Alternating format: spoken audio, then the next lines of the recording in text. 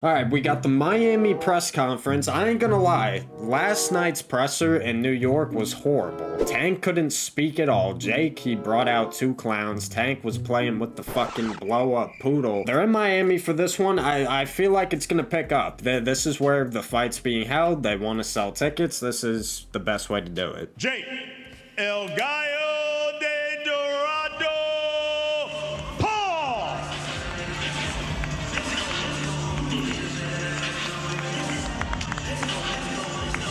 He is Gervonta Tank Davis.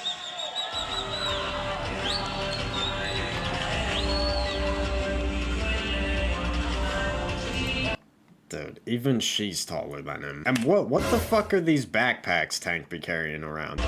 Dude, and it's like he has a new one every press conference. You got heels on. I got heels on, okay. And you had a purse on yesterday, shut up. Yeah, you got one on now. Come on, man. Tank, you heard him say, this is another check of the box. But you know, in this sport, we always say there are levels to this thing.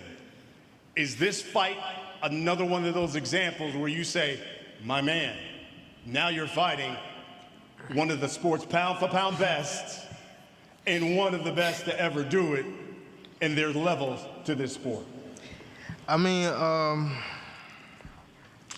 I could go out there and say, like, you know, tomorrow and say that we just got to wait and see come November the 14th, you know. Tank, along those lines, listen to what he just said. Do you feel any pressure at all? Only because you're so good, and yet you're fighting this guy who's relatively new to the sport. And I'm sure there are a number of people, millions that are gonna be watching, gonna be expecting a knockout.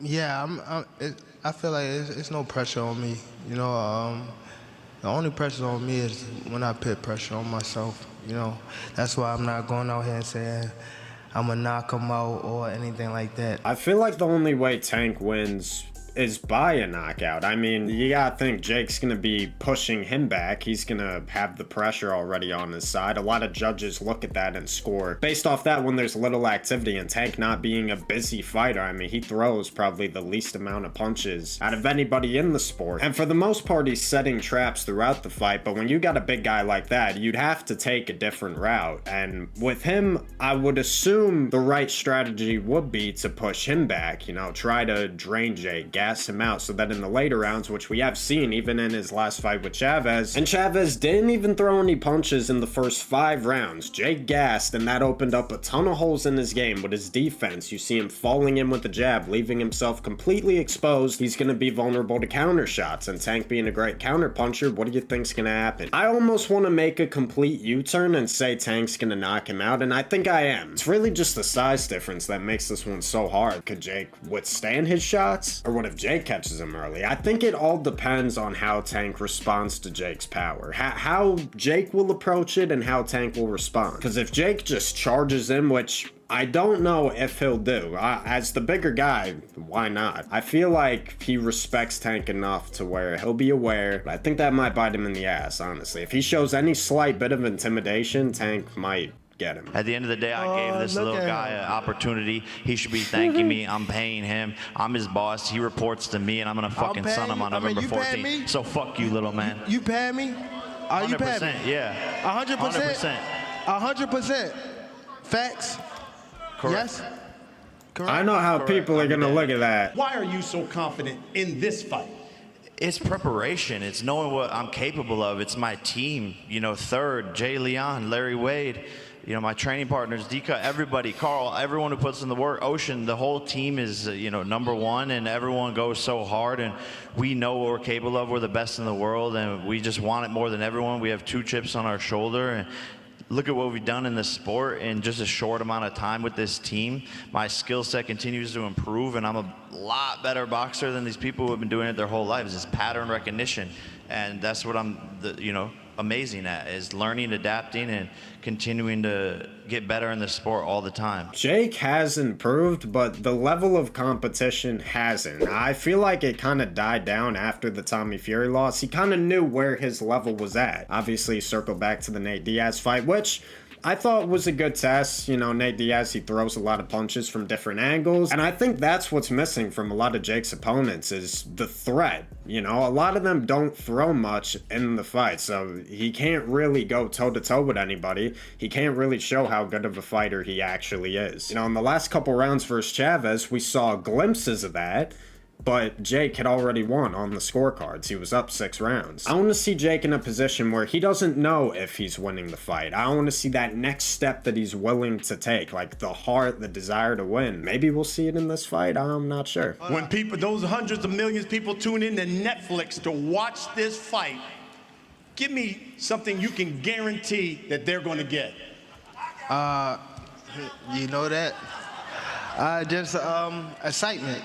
You know, that's what I bring to the sport, excitement. That's why I'm the one that's doing the most at the gate. And that's why I respect Tank. That's why this is amazing. He's a showman. He's a G. He's got his aura, his swag, his, you know, his... You just said he's boring. Fans, I really respect him for taking this fight.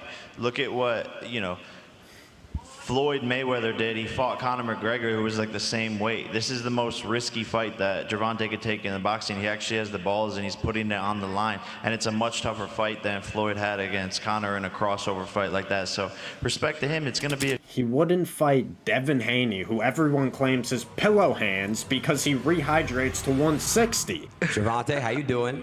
Oh my. Gervonta, you know I fuck with you. I fuck with you heavy, Gervonta, but I want to side bet you. I got Jake winning. We already side betted though. We already did. What was the bet? 200. Let's go 250. Let's go 500. No, hell no. See, Jake, that's what Jake. Let's make it 2. Y'all gonna shake on it? Yeah. Shake on it? Jake, $1 million. $2 mil? 2 mil? 2 mil. Let's do 2 it. mil. Go ahead here, 2 mil. Go ahead. Jake, easy Can we work, get a bro. shake? 2 mil? Can we get a shake? I don't take any of this shit seriously, I'm not gonna lie. Where the 12-ounce gloves come from? Why y'all couldn't take 10 and he had 8? Already he giving up 4 ounces of the gloves. I gotta say this because y'all betting all this money. You understand what I'm saying? Yeah, wait. You guys were the ones that wanted 12-ounce gloves, not me. I'll do 8.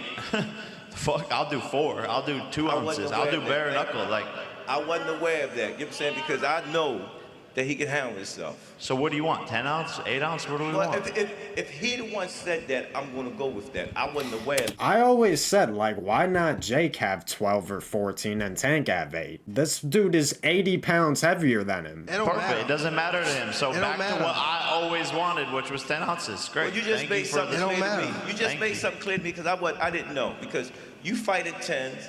He fighting 8s. Yeah, your You understand guys' what I'm side. saying? So I'm like 12 I can ounces. He's show the giving up emails 4. and the screenshots. I You get guys that. asked for 12 ounces. It's part of negotiation. I get it. No, now. let's I do wasn't aware it. of 10 ounces, 8. Let's do it. That's great. That's you going to have make it. it more exciting for the fans. Thank God. I wanted 10s really badly. Let's do it. I think it's the commission that does that, though, right? I know Timothy Shipman, the one sanctioning this, he's the executive director of the Florida State Athletic Commission. He put out a statement that said they're going to be wearing larger gloves for risk of injury. All right, here we go. Final face-off before fight week. See if Tank takes this one Who serious. is the biggest star in boxing?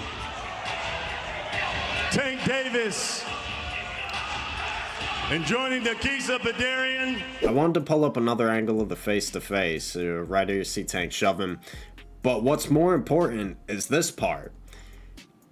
Honestly, you know, thinking back to the Mario Barrios fight when Tank caught him with that check hook over the top, I could see Tank easily reaching him. You know, I thought the reach would be a problem. Jake is probably around like 5'11". I don't think he's even 6 foot. They say he's 6'1", but Tank could catch him. And again, what we were talking about earlier with Tommy being the hardest puncher he's ever faced, the accuracy of Tank, he's one of the most accurate fighters out there. Throws some of the most accurate, precise shots. Listen, I don't care that he's 135. You get hit in the right spot, Jake with his inexperience, and it might look like nothing to the casuals, but the real boxing purists know what I'm talking about. And right here, Jake was scared shitless. He fucking, that was a whole reaction. He already biting on the feints.